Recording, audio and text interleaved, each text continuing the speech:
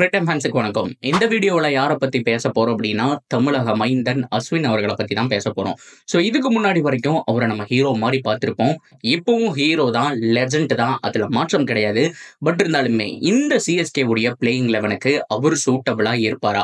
அவர் இருக்க வேண்டிய இடத்துல எக்ஸ்ட்ரா ஒரு பேட்ஸ்மேன் ஆடணுமா? அவருடைய பொசிஷன்னால தான் ஒரு பேட்ஸ்மேன் கம்மியாக இருக்காங்களா? அது போக அவருடைய பர்ஃபார்மன்ஸ் லாஸ்ட் ஒரு 3 கேமாக எப்படி இருந்தது? அவ்வளோ சிறப்பாக இல்லாததுக்கான காரணம் என்ன அப்படிங்கிறது எல்லாத்தையும் கம்ப்ளீட்டாக பார்க்கலாம். அதுக்கு முன்னாடி ஃபர்ஸ்ட் டைம் சேனலுக்கு வரீங்கன்னா மறக்காம சப்ஸ்கிரைப் பண்ணி சப்போர்ட் பண்ணுங்க. அப்பதான் அப்டேட் எல்லாமே எங்களை வந்து சேரும். சரி வாங்க வீடியோக்குள்ள போகலாம். So first of all Stephen Fleming அது மட்டும் இல்லாமல் ஏகப்பட்ட பேர் சொல்லக்கூடிய விஷயம். ஸோ பீடாக் அனலைஸ் பண்ற அவர் கூட பார்த்தோம் அப்படின்னா ஏகப்பட்ட விஷயங்கள் பேசியிருந்தாரு. ஏகப்பட்ட கிரிக்கெட் எக்ஸ்பர்ட்ஸும் அவரை பத்தி பேசியிருந்தாரு. அஸ்வின் அந்த பழைய அஸ்வினா இருக்கிறாரா? ஸோ அவரு மாதிரி வந்துட்டு, அதாவது அந்த ஒரு ஜென் கோல்டு போல்டு அப்படிங்கிற மாதிரிலாம் சொல்லிட்டு இருக்காங்க இல்லையா? ஸோ அந்த ஜென்ரேஷன்ல போட்ட மாதிரி அப்படியே 10 வருஷத்துக்கு முன்னாடி இருந்த அதே அஸ்வின் அவர்கள் இருக்காங்களான்னு கேட்டா அஃப்கோர்ஸ் இல்லை அப்படிங்கிற மாதிரி தான் நான் சொல்லுவேன். ஸோ இதுக்கு முன்னாடி வரைக்கும் அவருடைய பெர்ஃபார்மன்ஸ் நல்லா இருந்திருக்கு அப்படின்னா, ஸோ கண்டிப்பா எக்கானமி பயங்கரமா இருந்திருக்கு. இருந்தாலும் ஏன் சிஎஸ்கே எடுத்தாங்க அப்படின்னா, எஸ்பெஷலி இந்த சேப்பாக் விக்கெட்டுக்காகவே தான் அவரை பிளான் பண்ணி எடுத்தாங்க. ஒரு பக்கம் ஜடேஜா, ஒரு பக்கம் 100, இன்னொரு பக்கம் ஸ்பின், 12 ஓவர்ஸ் ஆஃப் ஸ்பின் அப்படிங்கிற மாதிரி தான் எக்ஸ்பெக்ட் பண்ணி எடுத்தாங்க. ஸோ ஃபர்ஸ்ட் மேட்ச் ஓரளவுக்கு டீசென்டான பர்ஃபார்மன்ஸ். ஸோ கண்டிப்பா அதுலயும் ஓரளவுக்கு ரன் போச்சு, விக்கெட் விழுந்ததுக்கு அப்புறம் ரன் போச்சு.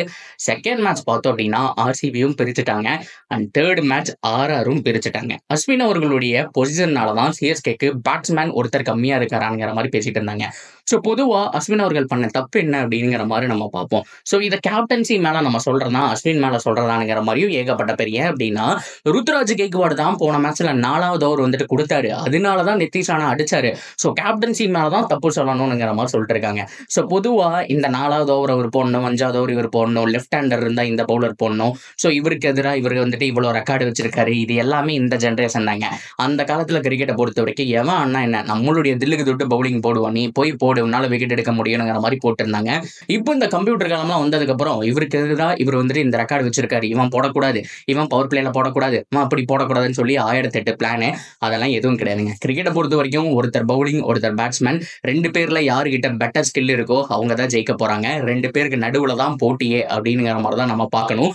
ஸோ அந்த வகையில யாரா இருந்தாலுமே உங்களுடைய பெஸ்ட் ஸ்கில்ல அந்த இடத்துல காமிச்சாகணும். அஸ்வினை பொறுத்த வரைக்கும் நிறைய கேரம் பால் யூஸ் பண்றாரு, ஆஃப் ஸ்பின் போடுறதுக்கு அதிகமா எடுத்தாங்க, நிறைய குத்தி போட்டாரு, நம்மளால பார்க்க முடிஞ்சு. நிதிஷ் ராணாக்கு எதிராக புவரான ஒரு பவுலிங், அதை நம்ம சொல்லியே ஆகணுங்க. பொதுவா இந்த ஸ்டாட்ஸ் எல்லாம் சொல்றாங்க இல்லையா, இப்ப நான் சொன்ன மாதிரி அதை எடுத்து பார்த்தாலுமே நிதிஷ் ராணா வந்துட்டு கசாமுசான் ரன் அடிச்சு வச்சிருக்காரு அஸ்வினுக்கு அகேன்ஸ்டா. அஸ்வின் கிட்ட ஒரு தடவை கூட அவுட் ஆகல. எஸ் அப்கோர்ஸ் போன மேட்ச் அவுட் ஆனாரு, ஆனா அதுக்கு முன்னாடி வரைக்கும் ஒரு தடவை கூட அவுட் ஆகல. ஸோ ஒரு சில பேட்ஸ்மேன் இந்த ஸ்வீப் எல்லாம் நல்லா ஆடுவாங்க. அது மட்டும் இல்லாம இந்த ஸ்கொயர்ல வந்துட்டு ரன் அதிகமா எடுப்பாங்க. சூரியகுமார் யாதவ்ல பேக் சைட்ல ரன் அதிகமா அடிப்பாரு இல்லையா? ஸோ அந்த மாதிரி ஸ்வீப் ஷாட்ல சிக்கரதமான நீங்க பார்த்திருப்பீங்க, நிறைய பேர் பார்த்திருப்பீங்க. அது மாதிரி லெஃப்ட் ஹேண்டர்ஸ் நிறைய பேர் இந்த பேக் சைட்ல அடிச்சு நீங்க பார்த்திருப்பீங்க. அதுல நிதிஷ் ராணாவும் ஒருத்தர். நிதிஷ் ராணா பொறுத்த வரைக்கும் one of the best batsman, அதுல மாற்றமே கிடையாது. இந்தியன் டீம்ல ஒரு காலத்துல ஆடிட்டு இருந்தாரு, கேகேஆர் உடைய லெஜெண்டாவும் இருந்தாரு. ஸோ இப்போ ஆர்ஆர் வந்ததுக்கு அப்புறம் 2 மேட்ச் ஃபார்ம்ல இல்லாத மாதிரி இருந்தது, நம்ம ஃபார்முக்கு கொண்டு வந்து கொடுத்துட்டு அப்படிங்கிற மாதிரி தான் சொல்லி ஆகணும். கசாமுசான் அடிச்சு போட்டாருங்க. 4வது ஓவர் அஸ்வினுடைய அந்த ஒரு மொமெண்டம் மாறிச்சு. ஸோ அதுக்கப்புறம் தான் ரன் அதிகமா லீக் ஆச்சுன்னு சொல்லி ஆகணும். அவர் அங்கதான் அடிக்க போறாருன்னு தெரியுது. ஸோ ஒன்னு ஃபீல்டிங் வச்சு போடணும், அப்படி இல்லைன்னா அதுக்கு தகுந்த மாதிரி பவுலிங்கை மாத்தணும். எல்லாமே ஈஸி டெலிவரியா போட்டு கொடுத்துட்டாருங்க. எல்லா பாலையுமே பார்த்தோம் அப்படின்னா வலிச்சு வலிச்சு நான் அடிச்சதை நம்மளால பார்க்க முடிஞ்சு. ஸோ அஸ்வின் அவர்கள் கண்டிப்பா அவருடைய ஸ்கில்லை இம்ப்ரூவ் பண்ணி ஆகணும். இதனாலேயே என்ன ஆகுது அப்படின்னு கேட்டீங்கன்னா, ஸோ பழைய அஸ்வின் கிடையாதுப்பா, நீங்க வந்துட்டு எதுக்கு இவ்வளவு கோடி கொடுத்து எடுத்தீங்க, 100 அது 10 கோடி, இவருக்கு வேற வந்துட்டு இவ்வளவு செலவு பண்ணியிருக்கீங்க, இதுக்கு நீங்க அழகா ஒரு யங்ஸ்டருக்கு சான்ஸ் கொடுக்கலாம். பெஞ்சிலேயே உங்களுக்கு ஒரு ஸ்பின்னர் வேணும்னா ஸ்ரேயஸ் கோபால்னு ஒருத்தர் இருக்காரு, செம்மையா போடுவாரு, டீசெண்டா பேட்டிங்கா ஆடுவாரு, அவரை எடுக்க வேண்டியதானே. ஸோ நீங்க எதுக்கு அஸ்வினா மறுபடியும் போனீங்க? ஸோ அவர் வந்துட்டு லாஸ்ட் ஒரு 3 இயர்ஸாவே பெருசா ஏதோ பெர்ஃபார்ம் பண்ணாதப்போ ஸோ எதுக்கு எடுத்தீங்கிற மாதிரி 1008 கேள்விகள் அவரு மேல வந்து விழுகுது அப்படிங்கிறதா பார்க்கக்கூடிய விஷயம். ஸோ இன்னொன்னு, அஸ்வின் அவர்களை ஃப்ளோட்டராவது யூஸ் பண்ணும். அதாவது டக்குன்னு ஒரு 3 விக்கெட் போயிடுச்சுன்னா நீங்க மேல போய் இழுத்து ஆடுங்க, சூப்பரா ஆடுங்கிற மாதிரி சொல்லணும். அவருடைய பேட்டிங் ஸ்கில்லும் கொஞ்சம் தேர்ந்து போன மாதிரி தான் இருக்கு. ஸோ அப்படி பார்க்கும்போது அவர் இடத்துல ஒரு யங்ஸ்டருக்கு சான்ஸ் கொடுக்கலாம். அது மட்டும் இல்லாம ஆல்ரெடி பேட்டிங்ல தான் நமக்கு பிரச்சனையே, மிடில் ஆர்டர் வீக்கா இருக்கு. ஜடேஜாக்கு முன்னாடி இன்னொரு பேட்ஸ்மேன் இருந்தா நல்லா இருக்குன்னு யோசிக்கும் போது யங்ஸ்டர்ஸ் மேனிஸ் பேடி, அது மட்டும் இல்லாம ராமகிருஷ்ண கோஸ் நிறைய பேர் இருக்காங்க. அவருக்கு பதிலாக அவங்கள கொண்டு வந்தாவது நமக்கு பேட்டிங் இன்னும் கொஞ்சம் இம்ப்ரூவ் ஆகுமே, 200 ரன் நம்ம ஈஸியா சேஸ் பண்ணலாமேங்கிற மாதிரிலாம் பேசிட்டு இருக்காங்க. ரச்சின் ரவீந்திரா டீசெண்டா பவுலிங் போட்டிருக்காரு. அவருக்கு நீங்க பவர் பிளேல கொடுக்காட்டி பரவாயில்ல, பவர் பிளே முடிஞ்ச ஒரு 2 ஓவர் கொடுக்கலாம். ஸோ உங்களுக்கு ஸ்பின்னர் தான் வேணும் அப்படின்னா ஏகப்பட்ட ஆப்ஷன் இருக்கேங்கிற மாதிரி எல்லாருமே அஸ்வின் மேல திரும்பிட்டாங்க. அதுதான் இப்ப ட்ரெண்டிங் நியூஸா போயிட்டு இருக்கு. ஆஃப்கோர்ஸ் கண்டிப்பா ஜடேஜாவும் ரன் கொடுக்கல அப்படிங்கிற மாதிரிலாம் சொல்ல முடியாது. ஜடேஜாவும் முன்ன இருந்த ஜடேஜா கிடையாதுங்க. அவர் வந்தாரு அப்படின்னா கண்டிப்பா 4 ஓவர்ல விக்கெட் எடுத்துருவாரு. ஆனா 3வது மேட்ச் தான், அதாவது போன மேட்ச் தான் அவர் விக்கெட்டே எடுத்தார், நம்மளால பார்க்க முடிஞ்சுச்சு. ஸோ அஃப்கோர்ஸ் முன்ன இருந்த ஜடேஜா கிடையாது அப்படின்னா கூட அவர் எப்படியோ ஒரு மேட்ச் அடி வாங்கினா அடுத்த மேட்ச் இழுத்து பிடிச்சிடுறாரு. அது மட்டும் இல்லாமல் பேட்டிங்லையும் தட்டி கிட்டி ஒரு மாதிரியான கான்ட்ரிபியூஷன் கொடுத்துட்றாரு. ஸோ அஸ்வினோட ஒரு ஸ்டெப் மேலே இருக்காரு அப்படிங்கிற மாதிரி தான் சொல்லி ஆகணும். ஸோ இதனால தான் அஸ்வினுடைய ரோல் தான் கேள்விக்குறியா இருக்கா. சாம் கரன் எப்படி ரன் லீக் பண்ணி வெளியில போனாரோ அதே மாதிரி அஸ்வினை பெஞ்ச் பண்ணணும்னு சொல்லிட்டு இருக்காங்க. என்ன பொறுத்த வரைக்கும் இந்த லெஜண்ட்ஸ் எல்லாம் எப்போ வேணாலும் கம்பேக் கொடுப்பாங்க. பட் இருந்தாலுமே இப்போ நம்ம டீம் வின்னிங்ல போயிட்டு இருந்தேன்னு வச்சுக்கோங்களேன், இதெல்லாம் பெருசா எதுவுமே தெரியாது. ஸோ கண்டிப்பா சிஎஸ்கே வந்துட்டு பேக் டு பேக் வின் பண்ணியிருக்காங்க. 3 மேட்ச்ல 2 வின் பண்ணிட்டாங்க, இல்லை 3ல 3 வின் பண்ணிட்டாங்க. ஸோ அஃப்கோர்ஸ் நல்லா தான் இருக்குன்னு யோசிக்கும் போது யார் ரன் கொடுத்தாலும் எதை பத்தி யோசிக்கவே மாட்டாங்க. லைக் ஒரு குருநாள் பாண்டி ஆர்சிபியில் என்ன பண்றாரு அப்படின்னா ரன் லீக் பண்ணிட்டு தான் இருக்கிறாரு.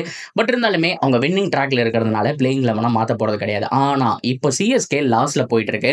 ஸோ அந்த வகையில் அவர் இடத்துல இன்னொருத்தர் வந்தாகணும். ஒன்று ஸ்ரேயாஸ் கோபால் கொடுக்கணும், இல்லை யங்ஸ்டருக்கு சான்ஸ் கொடுக்கணும்னு பேசிட்டு இருக்காங்க.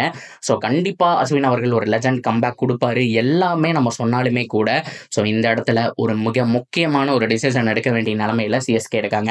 ஸோ என்ன பொறுத்த வரைக்கும் அஸ்வின் ஆடுவாருங்க, நெக்ஸ்ட் மேட்சும் ஆடுவார். அடுத்து ஒரு 2-3 மேட்ச் பார்ப்பாங்க. ஸோ மறுபடியும் 4 ஓவரில் 40-40ன்னு ஒவ்வொரு மேட்சும் போனால் ஸோ கண்டிப்பாக பெஞ்ச் பண்ண வேண்டிய ஒரு சுச்சுவேஷன் வரும். ஸோ இது எல்லாமே நம்ம சாக்ரிஃபைஸ் பண்ணி தான் ஆகணும். டீமோட ஒரு பிளேயர் எப்பவுமே பெருசு கிடையாது, அது உண்மையான விஷயம். தோனி அவர்களாக இருந்தாலும் சரி, யாராக இருந்தாலுமே சரி, ஒரு டீமோட ஒரு பிளேயர் பெருசே கிடையாது. எப்பவுமே வந்துட்டு நம்ம சொல்லக்கூடிய ஒரு விஷயம் தான், டீமுக்கு என்ன தேவையோ அதை பண்ணி தான் ஆகணும். யாராவது பெஞ்சில் உட்காந்து நம்ம வின் பண்ண முடியும் அப்படின்னா ஸோ நமக்கு வின்னு தான் முக்கியம். எண்ட் ஆஃப் த டே ஜெயிக்கணும், அவ்வளோதான். ஸோ யார் ஆடுறாங்க, யார் ஆடல, யார் ரன் லீக் பண்ணுறாங்க, இதெல்லாம் முக்கியம் இல்லை. எண்ட் ஆஃப் த டே நம்ம ஜெயிக்கணும். அதுக்கு தகுந்த மாதிரி தான் பார்க்கணும். என்ன பண்ண போகிறாங்க சென்னை சூப்பர் கிங்ஸ் அப்படிங்கிறத பொறுத்திருந்து பார்ப்போம். என்னை பொறுத்த வரைக்கும் மிகப்பெரிய ஒரு அஸ்வின் ஃபேன் தான். ஸோ இவ்வளோ தூரம் செம்மையாக பண்ணியிருக்காரு. ஸோ டெஸ்ட் கிரிக்கெட்டை பொறுத்த வரைக்கும் மிகப்பெரிய ஒரு லெஜண்ட், அதெல்லாமே தெரியும்.